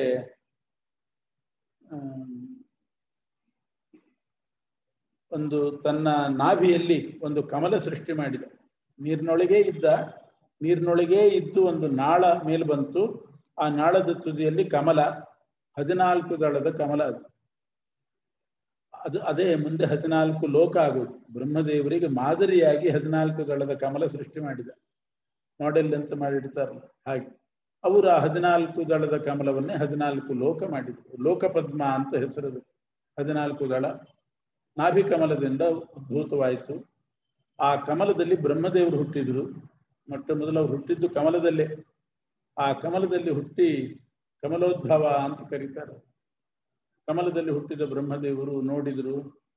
ಕತ್ತಲೆ ಆವಾಗ ಮೊದಲು ಹುಟ್ಟಿದ್ದು ಬ್ರಹ್ಮದೇವರು ಒಬ್ಬರೇ, ಯಾರೂ ಇಲ್ಲ. ಸ್ವಲ್ಪ ಭಯ ನಟನೆ ಮಾಡ್ತಾರೆ. ಒಬ್ಬನೇ ಆಗಿದ್ದೀನಲ್ಲ ಅಂತ ಭಯ ನಟನೆ ಮಾಡ್ತಾರೆ. ಮುಂದಿನ ಪ್ರಪಂಚದಲ್ಲಿ ಒಬ್ಬರೇ ಇದ್ರೆ ಭಯ ಬರಲಿ ಅಂತ ಹಾಗೆ ಮಾಡಿ. ಅದಕ್ಕೆ ಇವತ್ತಿಗೂ ಕೂಡ ಎಲ್ಲಿಯಾದ್ರೂ ಒಂದ್ ಕಡೆ ಒಬ್ಬರೇ ಇದ್ರು ಅಂದ್ರೆ ಭಯ ಜಾಸ್ತಿ. ಇಬ್ಬರಿದ್ರೆ ಸ್ವಲ್ಪ ಇದೆ. ಎಲ್ಲಿಯಾದ್ರೂ ಹೋಗುವಾಗ ಮಾಡುವಾಗ, ಅಥವಾ ತಾವೇ ಕಟ್ಕೊಂಡಿರ್ತಾರೆ ದೊಡ್ಡ ಮನೆ, ಒಬ್ಬನೇ ಮಲ್ಕೊಳ್ಳಿಕ್ಕೆ ಹೆದರಿಕೆ, ಇನ್ನೊಬ್ಬನ್ ಬೇಕು ಜೊತೆಗೆ. ತನ್ನ ಮನೆಯಲ್ಲೇ ತಾನೇ ಒಬ್ಬನೇ ಇರ್ಲಿಕ್ಕೆ ಭಯ. ಮತ್ತೆ ಸುಖನೂ ಇಲ್ಲ, ಬೋರ್ ಹೊಡಿತದೆ. ಒಬ್ಬನೇ ಇದ್ರೆ ಅವನಿಗೆ ಮನಸ್ಸಿಗೆ ಸಮಾಧಾನನೂ ಇರೋದಿಲ್ಲ. ಒಬ್ರು ಜೊತೆಗೆ ಬೇಕೇ ಬೇಕು. ಅದಕ್ಕೆ ಮಧ್ವಾಚಾರ್ಯ ದ್ವೈತ ಅಂತಂದ್ರು. ಒಬ್ಬರೇ ಇದ್ರೆ ಭಯ, ಐಕ್ಯ ಸಿದ್ಧಾಂತದಲ್ಲಿ ಭಯ, ದ್ವೈತದಲ್ಲಿ ಧೈರ್ಯ ಅಂತ. ಇಬ್ಬರಿದ್ರೆ ಧೈರ್ಯ. ಬ್ರಹ್ಮದೇವರು ಒಬ್ಬರೇ ಆಗಿಬಿಟ್ಟಿದ್ದಾರೆ. ಆದ್ರೆ ಇದ್ದ ಪರಮಾತ್ಮ ಅವನು ಕಾಣಿಸ್ತಾ ಇಲ್ಲ. ಅವನನ್ನು ನೋಡ್ಬೇಕು, ಹುಡುಕ್ಬೇಕು ಅಂತ 4 ಮುಖ ಮಾಡಿಕೊಂಡು 4 ದಿಕ್ಕಿನಲ್ಲಿ 4 ಮುಖ ಬಂತು ಬ್ರಹ್ಮದೇವರು. ಚತುರ್ಮುಖರಾದರು. ಚತುರ್ಮುಖ ಬ್ರಹ್ಮ ಆದ್ರೂ ಒಂದು ಮುಖಕ್ಕೂ ದೇವರು ಕಾಣಿಸ್ಲಿಲ್ಲ. ಆಗ ಅಶರೀರವಾಣಿಯಿಂದ 2 ಅಕ್ಷರ ಕೇಳಿಸಿತು. 16ನೇದ್ದು 21ನೇದ್ದು 2 ಅಕ್ಷರ ಕೇಳಿಸಿತು. ಆಗ ಬ್ರಹ್ಮದೇವರಿಗೆ ಅರ್ಥ ಆಯ್ತು, ನಾನು ದೇವರನ್ನ ಹುಡುಕ್ತಾ ಇದ್ದೀನಿ ದಿಕ್ಕಿನಲ್ಲಿ. ಯಾವ ದಿಕ್ಕಿಗೂ ಯಾವ ಮುಖಕ್ಕೂ ದೇವರು ಕಾಣಲಿಲ್ಲ. 2 ಅಕ್ಷರ ಇದು ಕೇಳಿಸ್ತು. ಇದರಲ್ಲಿ ಏನೋ ಆದೇಶ ಇದೆ ಅಂತ 2 ಅಕ್ಷರ ಜೋಡಿಸಿದ್ರು. 16ನೇ ಅಕ್ಷರ 21ನೇ ಅಕ್ಷರ ಕೇಳಿಸಿತು, ಬಿಡಿ ಬಿಡಿಯಾಗಿ ಕೇಳಿಸಿತು. 16ನೇ ಅಕ್ಷರ ತ ಅನ್ನೋದು 16ನೇದು ವ್ಯಂಜನಗಳಲ್ಲಿ. ಕ ಖ ಗ ಘ ಞ ಚ ಛ ಜ ಝ ಞ ಟ ಠ ಡ ಢ ಣ 15 ಆಯ್ತು. ತ ಥ ದ ಧ ನ ತ ಅನ್ನೋದು 16ನೇ, ಪ ಅನ್ನೋದು 21ನೇದು. ಎರಡೂ ಜೋಡಿಸಿದಾಗ ತಪ ಅನ್ನೋ ಶಬ್ದ ಬಂತು. ತ ಪ. ಆಗ ಬ್ರಹ್ಮದೇವರು ಅರ್ಥ ಮಾಡ್ಕೊಂಡು, ದೇವರನ್ನ ಹುಡುಕುವಾಗ ನನಗೆ ಕೇಳಿಸಿದ್ದು 2 ಅಕ್ಷರ, ಜೋಡಿಸಿದಾಗ ಶಬ್ದ ಆದದ್ದು ತಪ. ತಪಸ್ಸು ಮಾಡಿದ್ರೆ ಪರಮಾತ್ಮ ಕಾಣ್ತಾನೆ ಅಂತ ಆಮೇಲೆ ತಪಸ್ಸು ಮಾಡಿದ್ರು. ನಾಭಿ ಕಮಲದಲ್ಲೇ ಕೂತು ತಪಸ್ಸು ಮಾಡಿದ್ರು. 50 ವರ್ಷ ತಪಸ್ಸು ಮಾಡಿದ್ರು ಕಮಲದಲ್ಲೇ ಕೂತು, ಬಹು ದೀರ್ಘಕಾಲ. 50 ವರ್ಷ ಅಂತಂದ್ರೆ ಅಲ್ಲಿಗೆ ಪ್ರಥಮ ಪರಾರ್ಧ ಅನ್ನೋದು ಮುಗಿತು. ಪರಕಾಲ ಅಂತಾರೆ ಬ್ರಹ್ಮದೇವರ ಆಯುಷ್ಯಕ್ಕೆ. ಅವ್ರಿಗೂ 100 ವರ್ಷ ಆಯುಷ್ಯ. ಪರಕಾಲ, ಅದರಲ್ಲಿ 2 ಅರ್ಧರ್ಧಗಳು, ಪ್ರಥಮ ಪರಾರ್ಧ ದ್ವಿತೀಯ ಪರಾರ್ಧ ಅಂತ 50 ವರ್ಷ. ಮೊದಲನೇ 50 ವರ್ಷ ಮುಗಿತು, ಪ್ರಥಮ ಪರಾರ್ಧ ಮುಗಿತು. ಅಲ್ಲಿವರೆಗೆ ತಪಸ್ಸು ಮಾಡಿದರು. ಆಮೇಲೆ ಪರಮಾತ್ಮ ಕಂಡು. 50 ವರ್ಷ ಬ್ರಹ್ಮದೇವರು ತಪಸ್ಸಿನಲ್ಲೇ ಕಳೆದರು. ಆಮೇಲೆ ಪರಮಾತ್ಮ ಪ್ರತ್ಯಕ್ಷನಾಗಿ ಅವರಿಗೆ 4 ಶ್ಲೋಕದ ಭಾಗವತ ಉಪದೇಶ ಮಾಡಿದ. ನಿನ್ನೆ ಹೇಳಿದ್ದೀನಿ ಅದನ್ನು. ಚತುಶ್ಲೋಕಿ ಭಾಗವತ ಉಪದೇಶ ಮಾಡಿದ. ಮುಂದಿನ ಸೃಷ್ಟಿ ನೀನು ಮಾಡು ಅಂತ ಹೇಳಿದ. ಆದರೂ ತಾನು ಅವರೊಳಗೆ ಪ್ರವೇಶ ಮಾಡಿದ ಪರಮಾತ್ಮ. ನಾನೇ ಒಳಗೆ ನಿಂತುಕೊಂಡು ಅವ್ರ ಕೈಲಿ ಮಾಡಿಸಿದ. ಆಮೇಲೆ ಬ್ರಹ್ಮದೇವರ ಸೃಷ್ಟಿ ದ್ವಿತೀಯ ಪರಾರ್ಧದಲ್ಲಿ ಶುರುವಾಯಿತು. ಅದಕ್ಕೆ ಈಗ ನಾವು ಸಂಕಲ್ಪ ಮಾಡುವಾಗ ದ್ವಿತೀಯ ಪರಾರ್ಧೆ ಶ್ರೀ ಶ್ವೇತವರಾಹ ಕಲ್ಪೆ ಅಂತೀವಿ. ಮೊದಲನ 50 ವರ್ಷ ಬ್ರಹ್ಮದೇವರು ತಪಸ್ಸು ಮಾಡಿ, ದ್ವಿತೀಯ ಪರಾರ್ಧದಲ್ಲಿ ಬ್ರಹ್ಮದೇವರು ಸೃಷ್ಟಿ ಮಾಡಿದ್ದು ಅಜ್ಞಾನ. ಮೊಟ್ಟ ಮೊದಲು ಅಜ್ಞಾನ ಸೃಷ್ಟಿ ಅಂತ ಮಾಡ್ತಾರೆ. 5 ಅಜ್ಞಾನ. ಏನೂ ಗೊತ್ತಿಲ್ಲ ಅನ್ನೋದು 1, ತಪ್ಪು ತಿಳ್ಕೊಳ್ಳೋದು 2ನೇ ಅಜ್ಞಾನ, ತಪ್ಪು ತಿಳ್ಕೊಂಡದ್ದನ್ನೇ ಸರಿ ಅಂತ ಆಗ್ರಹ ಮಾಡೋದು 3ನೇ ಅಜ್ಞಾನ, ಸರಿಯಾಗಿ ಯಾರಾದರೂ ತಿಳ್ಕೊಂಡವ್ರಿದ್ರೆ ಅವ್ರ ಮೇಲೆ ಕೋಪ ಮಾಡೋದು 4ನೇ ಅಜ್ಞಾನ, ಅವ್ರನ್ನ ದ್ವೇಷ ಮಾಡೋದು 5ನೇ. ಒಟ್ಟು ಸಮೀಚೀನ ಜ್ಞಾನ, ಯಥಾರ್ಥ ಜ್ಞಾನ ಅನ್ನೋದು ಬೇಡ. ಅಜ್ಞಾನ, ಆಮೇಲೆ ವಿಪರೀತ ಜ್ಞಾನ, ವಿಪರೀತ ಜ್ಞಾನದ ಮೇಲೆ ಆಗ್ರಹ, ದುರಾಗ್ರಹ, ಯಥಾರ್ಥ ಜ್ಞಾನದ ಮೇಲೆ ಕೋಪ, ದ್ವೇಷ. ಇದನ್ನೇ 5 ಅಜ್ಞಾನ ಅಂತ ಕರೆಯುವುದು. ಇದು ಯಾಕೆ ಸೃಷ್ಟಿ ಮಾಡಿದರು ಬ್ರಹ್ಮದೇವರು ದ್ವಿತೀಯ ಪರಾರ್ಧದಲ್ಲಿ ಅಂದರೆ, ತಾಮಸ ಜೀವರು ಅಂತಿದ್ದಾರೆ. ಅವರು ಈ 5 ಅಜ್ಞಾನಕ್ಕೆ ಒಳಗಾಗಿ ನರಕಕ್ಕೆ ಬೀಳಬೇಕು. ಅದಕ್ಕೋಸ್ಕರ ಅವರ ಸಾಧನೆಗೋಸ್ಕರ ಮಾಡಿದ್ರು. ದೇವರು ಯಾರು ಗೊತ್ತಿಲ್ಲ, ಅಥವಾ ತಪ್ಪು ತಿಳ್ಕೊಳ್ಳೋದು, ನಾನೇ ದೇವರು ಅಂತ ತಪ್ಪು ತಿಳ್ಕೊಳ್ಳೋದು, ನಾನೇ ದೇವರು ಅಂತ ಅದರಲ್ಲಿ ಪ್ರೂವ್ ಮಾಡ್ಲಿಕ್ಕೆ ಹೋಗೋದು ಬೇರೆ. ನೀನಲ್ಲಪ್ಪ, ನೀನು ದೇವರ ದಾಸ ಅಂತಂದ್ರೆ ಅವ್ರ ಮೇಲೆ ಸಿಟ್ಟು, ದ್ವೇಷ, ಇಂಥವೆಲ್ಲ ಶುರುವಾಯಿತು. ಇದು ತಮಸ್ಸಿಗೆ ಕಾರಣ, ನರಕಕ್ಕೆ ಕಾರಣ. ಸಜ್ಜನರು ಇದಕ್ಕೆ ಗುರಿ ಆಗಬಾರ್ದು. ಈ 5 ಅಜ್ಞಾನ ಸಜ್ಜನರಿಗೆ ಬಡ್ಕೋಬಾರ್ದು. ಆದ್ರೆ ಸೃಷ್ಟಿ ಮಾಡಿಬಿಟ್ರು ಜಗತ್ತಿನಲ್ಲಿ. ಅಕಸ್ಮಾತ್ ಸಜ್ಜನರಿಗೆ ಇದು ಅಂಟಿದ್ರೆ ಏನ್ ಮಾಡುದು? ಅದಕ್ಕೆ ಈ 5 ಅಜ್ಞಾನ ಬರದೇ ಇರಲಿಕ್ಕೆ ಪಂಚರೂಪಿ ಪರಮಾತ್ಮನ ಸ್ತೋತ್ರ ಮಾಡ್ಬೇಕು ಯಾವಾಗ. ಪಂಚರೂಪಿ ಪರಮಾತ್ಮ ಅಂದ್ರೆ ಕೃದ್ಧೋಲ್ಕ, ಮಹೋಲ್ಕ, ವೀರೋಲ್ಕ, ದ್ಯೂಲ್ಕ, ಸಹಸ್ರೋಲ್ಕ ಅಂತ 5 ಪರಮಾತ್ಮನ ರೂಪಗಳಿವೆ. ನಾರಾಯಣ ಅಷ್ಟಾಕ್ಷರ ಮಂತ್ರ ಜಪ ಮಾಡುವಾಗ ಅದನ್ನ ದೇಹದಲ್ಲಿ ನ್ಯಾಸ ಮಾಡಿಕೊಂಡು ನಾರಾಯಣ ಮಂತ್ರ ಜಪ ಮಾಡೋದು ರೂಢಿ. ಕೃದ್ಧೋಲ್ಕಾಯ ಹೃದಯಾಯ ನಮಃ, ಮಹೋಲ್ಕಾಯ ಶಿರಸೇ ಸ್ವಾಹ ಅಂತ, ವೀರೋಲ್ಕಾಯ ಶಿಖಾಯ ವಶತು, ಹೀಗೆ 5 ರೂಪದ ನ್ಯಾಸ ಮಾಡ್ತೇವೆ. ಗಾಯತ್ರಿ ಜಪ ಮಾಡೋದ್ರಿಂದ ಧಿಯೋ ಯೋನ ಪ್ರಚೋದಯಾತ್, ಒಳ್ಳೆ ಬುದ್ಧಿ ಬರ್ತದೆ. ನಾರಾಯಣ ಮಂತ್ರ ಜಪ ಮಾಡುವಾಗ ಕೃದ್ಧೋಲ್ಕಾದಿ ರೂಪಗಳನ್ನ ದೇಹದಲ್ಲಿ ನ್ಯಾಸ ಮಾಡಿಕೊಂಡ್ರೆ 5 ಅಜ್ಞಾನ ದೂರ ಆಗ್ತದೆ. ಅದಕ್ಕೆ 2 ನಮ್ಮ ಪದ್ಧತಿಯಲ್ಲಿರೋದು. 10 ಗಾಯತ್ರಿ ಆದ್ರೂ ಮಿನಿಮಮ್ 10 ಆದ್ರೂ ಗಾಯತ್ರಿ ಮಾಡಬೇಕು. ಅದರ 3 ಪಟ್ಟು ನಾರಾಯಣ ಅಷ್ಟಾಕ್ಷರ ಮಾಡಬೇಕು. ಆವಾಗ ಅಜ್ಞಾನ ಪರಿಹಾರ ಆಗ್ತದೆ ನಾರಾಯಣ ಅಷ್ಟಾಕ್ಷರದಿಂದ. ಯಾಕೆ? ಪಂಚರೂಪಗಳ ನ್ಯಾಸ ಮಾಡ್ಕೋತೀವಿ. ಗಾಯತ್ರಿಯಿಂದ ಒಳ್ಳೆ ಸದ್ಬುದ್ಧಿ ಬರ್ತದೆ. ಹೀಗೆ ಬ್ರಹ್ಮದೇವರು ಅಜ್ಞಾನ ಸೃಷ್ಟಿ ಮಾಡಿ ಸಜ್ಜನರಿಗೆ ಅದು ಬರದೇ ಇರಲಿಕ್ಕೆ ಉಪಾಯನೂ ಸೂಚಿಸಿದರು. ಪಂಚರೂಪಿ ಪರಮಾತ್ಮನ ಸ್ತೋತ್ರ ಮಾಡಬೇಕು. ಅದೆಲ್ಲ ಹರಿಕಥಾಮೃತ ಸಾರದಲ್ಲಿ ಇವನ್ನೆಲ್ಲ ಹೇಳಿದ್ದಾರೆ. ವೃದ್ಧೋಲ್ಕಾದಿ ರೂಪಗಳ ವಿಚಾರ, ತಾಮಸರಿಗೆ ಅಜ್ಞಾನವ ಕೊಟ್ಟು ಅಂತೆಲ್ಲ ಹೇಳ್ತಾರೆ ಜಗನ್ನಾಥದಾಸರು. ಆಮೇಲೆ ಬ್ರಹ್ಮದೇವರು ಇದು ಪಾಪಿಗಳಿಗೆ ಸೃಷ್ಟಿ ಆಯಿತು, ಇನ್ನು ಒಳ್ಳೆ ಸೃಷ್ಟಿ ಮಾಡೋಣ ಅಂತ ಪರಮಾತ್ಮನ ಧ್ಯಾನ ಮಾಡಿ, ಧ್ಯಾನದಿಂದ ತಮ್ಮ ಮನಸ್ಸನ್ನು ಪವಿತ್ರ ಮಾಡಿಕೊಂಡು ಮನಸ್ಸಿನಿಂದ 5 ಮಕ್ಕಳನ್ನು ಹುಟ್ಟಿಸಿದ್ರು, 4 ಮಕ್ಕಳನ್ನು ಹುಟ್ಟಿಸಿದ್ರು. ಅವರು ಚತುಸ್ಸನರು ಅಂತ ಪ್ರಸಿದ್ಧರ. ಸನಕ, ಸನಂದನ, ಸನಾತನ, ಸನತ್ಕುಮಾರ ಅಂತ 4 ಜನ ಹುಟ್ಟಿದ್ರು. ಇದು ದ್ವಿತೀಯ ಪರಾರ್ಧ. ಪರಮಾತ್ಮನ ಸಂಕಲ್ಪದಂತೆ ಸೃಷ್ಟಿ ಆಗಬೇಕು. ಜೀವರೆಲ್ಲ ಒಂದೊಂದು ದೇಹ ಪಡ್ಕೊಂಡು ನಾನಾ ಯೋನಿಯಲ್ಲಿ 84 ಲಕ್ಷ ಯೋನಿಯಲ್ಲಿ ಜೀವರು ಹುಟ್ಟಬೇಕು. ದೇವ ಸೃಷ್ಟಿ ಆಗಬೇಕು, ಗಂಧರ್ವರ ಸೃಷ್ಟಿ ಆಗಬೇಕು, ಋಷಿಗಳು, ಪ್ರಾಣಿಗಳು, ಮನುಷ್ಯರು ಎಲ್ಲ ಸೃಷ್ಟಿ ಆಗಬೇಕು. ಏನಿದ್ದಿಲ್ಲ, ಮೊದಲು ಬ್ರಹ್ಮದೇವರು ಹುಟ್ಟಿದ್ರಷ್ಟೇ, ಅವರಿಂದ ಮುಂದೆ ಸೃಷ್ಟಿ ಆಗಬೇಕು. ಬ್ರಹ್ಮದೇವರು ತಮ್ಮ ಮನಸ್ಸಿನಿಂದ 4 ಮಂದಿಯನ್ನು ಹುಟ್ಟಿಸಿದ್ರು, ಚತುಸ್ಸನರು. ಅವರು ಮದುವೆ ಮಾಡಿಕೊಂಡು ಮುಂದೆ ಅವ್ರು ಮುಂದುವರಿಸಲಿ ಅಂತ. ಎಲ್ಲ ಒಬ್ಬರೇ ಹೇಗೆ ಮಾಡ್ಲಿಕ್ಕಾಗ್ತದೆ, ಅವ್ರಿಗೂ ಸೃಷ್ಟಿ ಮುಂದುವರಿಸಲಿ. ಅವ್ರಿಗೆ ಹೇಳಿದರು, ಇದು ಪರಮಾತ್ಮನ ಸೃಷ್ಟಿಕಾಲ, ದ್ವಿತೀಯ ಪರಾರ್ಥ, ನೀವು ವಿವಾಹ ಮಾಡಿಕೊಂಡು ಮದುವೆ ಮಾಡಿಕೊಂಡು ನೀವು ಪ್ರಜೋತ್ಪತ್ತಿ ಮಾಡ್ರಿ ಅಂತ ಅಂದರು. ಆದರೆ ಆ ಸನಕಾದಿಗಳು ಬ್ರಹ್ಮದೇವರ ಮಾತನ್ನು ಮೀರಿದ್ರು. ನಮಗೆ ಈ ಸಂಸಾರ, ಪ್ರಜೋತ್ಪತ್ತಿ ಇದೆಲ್ಲ ಬೇಡ, ನಾವು ಸನ್ಯಾಸಿಗಳಾಗ್ತೇವೆ ಅಂತ ಸನ್ಯಾಸಿಗಳಾಗೇ ಬಿಟ್ಟರು. ಬ್ರಹ್ಮದೇವರಿಗೆ ಕ್ಷಣಕಾಲ ಸಿಟ್ಟು ಬಂತು.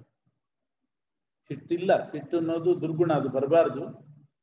ಭಯನೂ ಇಲ್ಲ, ನಟನೆ ಮಾಡಿದ್ರು ಬ್ರಹ್ಮದೇವರು. ಒಬ್ಬನೇ ಇದ್ದೇನಲ್ಲ ಅಂತ ನಟನೆ ಮಾಡಿದ್ರು. ಯಾಕೆ, ಮುಂದೆ ಒಬ್ಬರೇ ಇದ್ರೆ ಭಯ ಬರಲಿ ಅಂತ.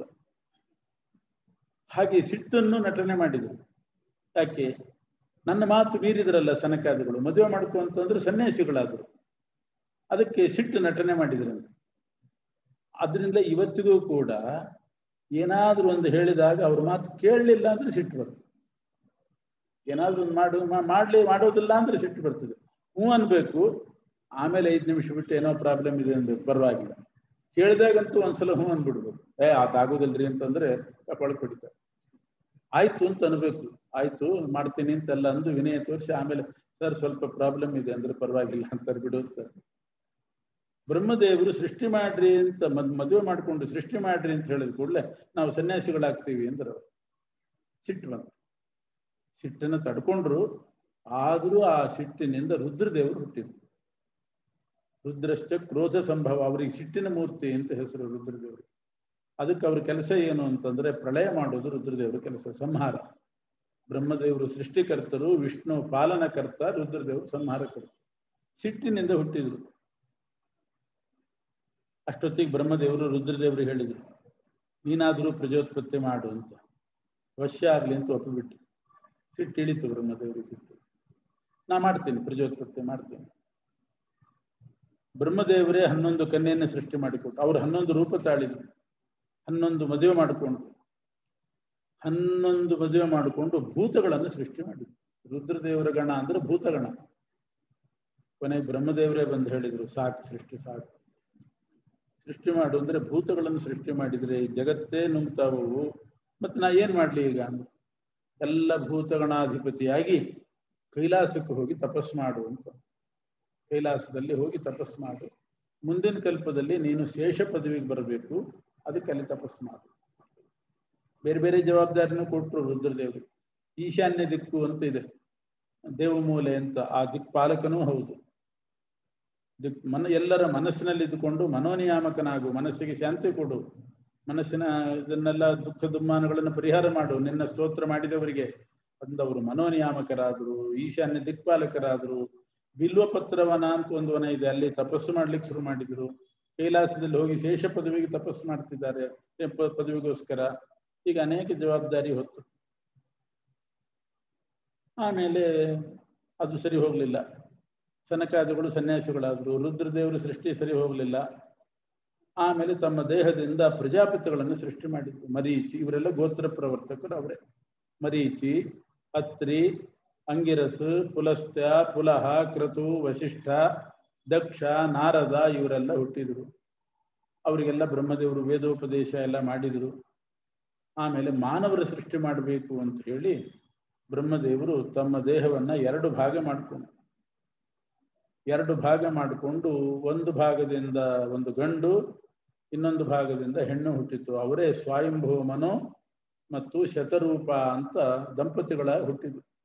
ಆ ಮನು ಮತ್ತು ಶತರೂಪ ಅವರ ಪರಂಪರೆಯಲ್ಲಿ ಬಂದವರೆಲ್ಲ ಮಾನವರು. ಮನುವಿನ ವಂಶದಲ್ಲಿ ಬಂದದ್ರಿಂದ ಮಾನವರು ಅಂತ ಕರೀತಾರೆ. ಆ ಮನುಗೆ ಬ್ರಹ್ಮದೇವರು ಆಜ್ಞೆ ಮಾಡಿದ್ರು, ನೀನು ಶತರೂಪೆಯನ್ನ ಮದುವೆ ಮಾಡಿಕೊಂಡು ಮಾನವರನ್ನು ಸೃಷ್ಟಿ ಮಾಡು. ಒಪ್ಪಿದ್ರು, ಸ್ವಯಂಭವ ಮನು ಒಪ್ಪಿದ. ಆದರೆ ಶತರೂಪೆಯನ್ನು ಸ್ವೀಕಾರ ಮಾಡಿದ. ಮಾನವರು ಸೃಷ್ಟಿ ಮಾಡುವಾಗ ಸಮಸ್ಯೆ ಆಯಿತು. ಈ ಬ್ರಹ್ಮಾಂಡ ಸೃಷ್ಟಿ ಮಾಡಿದ್ರು ಬ್ರಹ್ಮದೇವರು ಮೊದಲೇ. ಬ್ರಹ್ಮಾಂಡ ಸೃಷ್ಟಿ ಆಗಿತ್ತು, ಅದರಲ್ಲಿ 14 ಲೋಕದ ವ್ಯವಸ್ಥೆ ಮಾಡಿದ್ರು. ಮಧ್ಯದ ಲೋಕನೇ ಭೂಲೋಕ, ಬ್ರಹ್ಮಾಂಡದಲ್ಲಿ ಮೇಲೆ ಭುವರ್ಲೋಕ ಅಂದ್ರೆ ಅಂತರಿಕ್ಷ ಲೋಕ, ಮಹರ್ಲೋಕ, ಜನಲೋಕ, ತಪೋಲೋಕ, ಸತ್ಯಲೋಕ ಎಲ್ಲ ಮೇಲೆ. ಭೂಮಿಯ ಕೆಳಗಡೆ ಅತಲ ವಿತಲ ಹೀಗೆಲ್ಲ ವ್ಯವಸ್ಥೆ 14 ಲೋಕ ಮಾಡಿದ್ರು. ಬೇರೆ ಬೇರೆ ಜೀವರಿಗೆ ಬೇರೆ ಬೇರೆ ಲೋಕದಲ್ಲಿ, ಮಾನವರಿಗೆಲ್ಲ ಭೂಲೋಕದಲ್ಲಿ. ಆದರೆ ಬ್ರಹ್ಮದೇವರು ಸ್ವಯಂಭವಮನು ಶತರೂಪೆಯಲ್ಲಿ ಮಾನವರನ್ನು ಸೃಷ್ಟಿ ಮಾಡೋ ಹೊತ್ತಿಗೆ ಈ ಬ್ರಹ್ಮಾಂಡದ ಮಧ್ಯದಲ್ಲಿರ್ತಕ್ಕಂಥ ಭೂಮಿ ಕೆಳಗಡೆ ನೀರಿನಲ್ಲಿ ಮುಳುಗೋಯ್ತು. ಭಾಗವತದ ಪ್ರಕಾರ ಭೂಮಿಯ ಕೆಳಗಡೆ ಸಮುದ್ರ, ಘನೋದಕ ಸಮುದ್ರ ಅಂತ, ಆ ಸಮುದ್ರ ಹಾಲಿನ ಮೇಲೆ ಕೆನೆ ಇರ್ತದಲ್ಲ, ಗಟ್ಟಿ ಕೆನೆ, ಹಾಲಿನ ಮೇಲೆ ಕೆನೆ ಇದ್ದ ಹಾಗೆ ಸಮುದ್ರದ ಮೇಲೆ ಭೂಮಿ ನಿಂತಿರೋದು. ಸುತ್ತಲೂ ತಮಸ್ಸಿನ ಪರ್ವತಕ್ಕೆ ಅಂಟುಕೊಂಡು ಭೂಮಿ ಇದೆ. ಲೋಟಕ್ಕೆ ಅಂಟುಕೊಂಡು ಕೆನೆ ನಿಲ್ತದಲ್ಲ ಹಾಲಿನ ಮೇಲೆ, ದಪ್ಪ ಕೆನೆ, ಆ ಭೂಮಿ ಇದು. ಆ ಭೂಮಿ ಮುಳುಗಿಬಿಟ್ಟಿದೆ. ಮನು ಮಾನವರ ಸೃಷ್ಟಿಗೆ ತೊಡಗಿದ್ದಾನೆ, ಭೂಮಿ ಮುಳುಗಿದೆ. ಆಗ ಬ್ರಹ್ಮದೇವರ ಹತ್ರ ಬಂದು ಹೇಳಿದ, ಭೂಮಿ ಮುಳುಗಿದೆ, ನಾನು ಮಾನವರನ್ನು ಎಲ್ಲಿ ಸೃಷ್ಟಿ ಮಾಡಿದೆ? ಬ್ರಹ್ಮದೇವರಿಗೂ ಗೊತ್ತಿತ್ತು. ಪರಮಾತ್ಮನಿಗೆ ಶರಣಾಗತರ ಭಗವಂತನನ್ನು ಸ್ತೋತ್ರ ಮಾಡಿದರು. ಆ ಸ್ತೋತ್ರ ಮಾಡ್ತಾ ಕೂತಿದ್ದಾಗ ಬ್ರಹ್ಮದೇವರ ಮೂಗಿನ ಹೊಳ್ಳೆಯಿಂದ ಸಣ್ಣ ಹಂದಿಯ ಮರಿ, ಹೆಬ್ಬೆರಳಿನ ಗಾತ್ರದ ಹಂದಿಯ ಮರಿ ಪ್ರಾದುರ್ಭಾವ ಆಯಿತು. ಬಿಳಿ ಬಣ್ಣದ ಹಂದಿಯ ಮರಿ, ಬರೇ ಹೆಬ್ಬೆರಳಿನ ಗಾತ್ರ. ಹೊರಗೆ ಬಂದ ಕೂಡಲೇ ದೊಡ್ಡದಾಗಿ ಬೆಳೀತು. ಅಣೋರಣೀಯಾನ್ ಮಹತೋ ಮಹಿಯಾನ್, ದೊಡ್ಡ ವರಾಹ, ಒಂದು ಆನೆ ಎಷ್ಟು ದೊಡ್ಡದಿರ್ತದೆ ಅಂಥ ವರಾಹ ರೂಪ ತಾಳಿತಂತೆ. ಅದೇ ಪರಮಾತ್ಮನ ಶ್ವೇತವರಾಹ ಪ್ರಾದುರ್ಭಾವ. ಆ ಶ್ವೇತವರಾಹನನ್ನ ಎಲ್ಲರೂ ಮೊದಲೇ ಹುಟ್ಟಿದ ಮರೀಚ್ಯಾದಿಗಳೆಲ್ಲ ಸ್ತೋತ್ರ ಮಾಡಿದರು. ಜಿತಂತೆ ಜಿತ ಯಜ್ಞ ಭಾವನಾ ತ್ರಯೀಂ ತನುಂ ಸ್ವಾಂ ಪರಿಧುನ್ವತೆ ನಮಃ ಯದ್ರೋಮಗರ್ತೇಷು ನಿಲಿಲ್ಯುರಧ್ವರಾಹ ತಸ್ಮೈ ನಮಃ ಕಾರಣ ಸೂಕರಾಯತೆ. ಸೂಕರ ಅಂದ್ರೆ ವರಾಹ, ಹಂದಿ. ಪರಮಾತ್ಮ ವರಾಹ ರೂಪದಿಂದ ಪ್ರಾದುರ್ಭವಿಸಿ ಭೂಮಿಯನ್ನ ಮೇಲಕ್ಕೆ ಎತ್ತಿಟ್ಟ. ಭೂವರಾಹ ಅಂತ ಪ್ರಸಿದ್ಧನಾದ. ಭೂಮಿ ಎತ್ತಿಡುವಾಗ ಯಜ್ಞಗಳನ್ನು ಸೃಷ್ಟಿ ಮಾಡಿದ. ತನ್ನ ದೇಹದ ರೋಮದಿಂದ ದರ್ಭೆಗಳು ಸೃಷ್ಟಿಯಾಯಿತು. ಸೃಕು ಸೃವ ಅಂತ ಯಜ್ಞದ ಸಾಮಗ್ರಿಗಳನ್ನೆಲ್ಲ ವರಾಹದೇವರು ಸೃಷ್ಟಿ ಮಾಡಿದ್ರು. ಯಜ್ಞಗಳನ್ನು ಸೃಷ್ಟಿ ಮಾಡಿದರು. ಯಜ್ಞವರಾಹ ಅಂತ ಹೆಸರು ಬಂತು. ಭೂವರಾಹ, ಯಜ್ಞವರಾಹ, ಶ್ವೇತವರಾಹ, ಆದಿವರಾಹ. ಯಾಕೆ 2 ಸಲ ವರಾಹ ಅವತಾರ ಆಯಿತು, ಅದಕ್ಕೆ ಇದು ಮೊದಲನೇದ್ದಾದ್ರಿಂದ ಆದಿವರಾಹ ಅಂತ ಕರೀತಾರೆ. ಆದಿಹಿರಣ್ಯಾಕ್ಷ ಅಂತ ಒಬ್ಬ ಬ್ರಹ್ಮದೇವರಿಂದಲೇ ಹುಟ್ಟಿದ ಅಸುರ ಇದ್ದ, ಅವನನ್ನು ವಧೆ ಮಾಡಿ ಭೂಮಿಯನ್ನ ಎತ್ತಿಟ್ರು ವರಾಹದೇವರು. ಅವತ್ತಿನಿಂದ ಶ್ವೇತವರಾಹ ಕಲ್ಪ ಅಂತ ಹೆಸರು ಬಂತು. ಈ ಕಾಲಕ್ಕೆ ಶ್ವೇತವರಾಹ ಕಲ್ಪ ಅಂತ ಹೆಸರು. ಯಾಕೆ ಮೊಟ್ಟ ಮೊದಲು ಪರಮಾತ್ಮ ಅವತಾರ ಮಾಡಿದ್ದು ವರಾಹನಾಗಿ, ಭೂಮಿಯನ್ನು ಉದ್ಧಾರ ಮಾಡಿದ. ಮಂತ್ರಾಲಯ ಪ್ರಭುಗಳು ವರಾಹದೇವರ ಸ್ತೋತ್ರ ಬಹಳ ಚೆನ್ನಾಗಿ ಮಾಡಿದ್ದಾರೆ. ರಾಘವೇಂದ್ರ ಸ್ವಾಮಿಗಳು ರಾತ್ರಿ ಪೂಜೆಗೆ ಅಂತ ಕೂತರೆ ಎಲ್ಲ 10 ಅವತಾರ ಕಣ್ಣು ಮುಂದೆ ಬಂದು ಹೋಗ್ತಿತ್ತಂತ. ಒಂದಾದ್ಮೇಲೆ ಒಂದು ಗೋಚರ ಆಗಬೇಕು. ಅಂಥ ಶಕ್ತಿ ರಾಯರು. ಮತ್ಸ್ಯ, ಕೂರ್ಮ ಎಲ್ಲ ಕಣ್ಣು ಮುಂದೆ ಬರಬೇಕು. ಬಂದಾಗ ಸ್ತೋತ್ರ ಮಾಡಿದ್ದಾರೆ. ಮತ್ಸ್ಯ ವೇದ ಸಿದ್ಧ ಮಣುತೋಪ್ಯಣು ಭಾವಂ ಮೋದದಾಯಿ ಮಹತೋಪಿ ಮಹತ್ವಂ ಬಿಭ್ರತಂ ಪ್ರಥಯಿತುಂ ಮನವೇ ತ್ವಾಂ ಮೀನತಾಂ ಶರಣಯಾಮಿ ಭವಂತಂ. ವೇದ ವಿಪ್ಲುತಿ ಕೃತಂ ವಿಧಿ ಜಾಡ್ಯಂ ಹಂತ ಹಂತು ಮದಧಾಜ್ಜಲ ಜನ್ಮ ಮೀನಭಾವನ ಭರೇಣ ತತೋ ಮೇ ವಿಸ್ತೃಣೀಹಿ ವಿಮಲಂ ಪ್ರತಿಬೋಧಂ. ಕೂರ್ಮರೂಪ ಬಂದಾಗ ಆತ್ಮನೈವ ಕಮಠೇನ ವಿತನ್ವನ್ ಮಂದರೇಣ ಚ ಭವಾನರಣೀದ್ವೇ ಮಂಥತೋ ಕೃತ ಹಲಾಹಲ ವನ್ಯಂ ಓತುಮಿಂದ್ರ ರಿಪುವೃಂದ ಭೀಂಷಿ. ವರಾಹದೇವರು ಕಣ್ಣು ಮುಂದೆ ಬಂದಾಗ ಆದಿಸೂಕರ ಧರೋದ್ಧರಣಂತೆ ಸಿಂಧು ಬಂಧು ಜಠರಾಶ್ರುತಿ ಗೀತಂ ಮಾದೃಶಾಂಭವ ಪಯೋಧಿಗತಾನಾಂ ರಕ್ಷಣೆ ಪರಿಚಯಂ ತದವೈಮಃ. ವರಾಹದೇವರೇ, ನೀವು ಅವತಾರ ಮಾಡಿ ಸಮುದ್ರದಲ್ಲಿ ಮುಳುಗಿದ ಭೂಮಿಯನ್ನೇ ಉದ್ಧಾರ ಮಾಡಿದಿರಿ. ನಾವೆಲ್ಲ ಸಂಸಾರ ಸಾಗರದಲ್ಲಿ ಮುಳುಗಿದ್ದೀವಿ, ಏನೋ ಕಷ್ಟ ಕಾರ್ಪಣ್ಯದಲ್ಲಿ ಮುಳುಗಿದ್ದೀವಿ. ನಮ್ಮನ್ನು ಎತ್ತಲಾರ್ದ ನೀವು? ಇಡೀ ಭೂಮಿಯನ್ನೇ ಎತ್ತಿದವರಿಗೆ ನಮ್ಮಂಥ ವ್ಯಕ್ತಿಗಳನ್ನು ಎತ್ತೋದು ಏನು ಕಷ್ಟ? ನೀವು ಅವತಾರ ಮಾಡಿದ್ದೇ ಮುಳುಗಿದವ್ರನ್ನ ಎತ್ತಲಿಕ್ಕೆ, ಮುಳುಗಿದ ಭೂಮಿಯನ್ನು ಎತ್ತಲಿಕ್ಕೆ ಅವತಾರ ಮಾಡಿದ್ದೀರಿ. ನಾವು ಮುಳುಗಿದ್ದೀವಿ ವ್ಯವಹಾರದಲ್ಲಿ, ಸಂಸಾರದಲ್ಲಿ, ಕಷ್ಟದಲ್ಲಿ. ನಮ್ಮನ್ನು ಉದ್ಧಾರ ಮಾಡ್ರಿ ಅಂತ ಕೇಳ್ಕೊಂಡಿದ್ದಾರೆ. ಹೀಗೆ ವರಾಹದೇವರ ಅವತಾರಕ್ಕೆ ಇವತ್ತು ನಿಲ್ಸಿರ್ತೀನಿ. ಸ್ವಲ್ಪ ನಾಳೆ ಜಾಸ್ತಿ.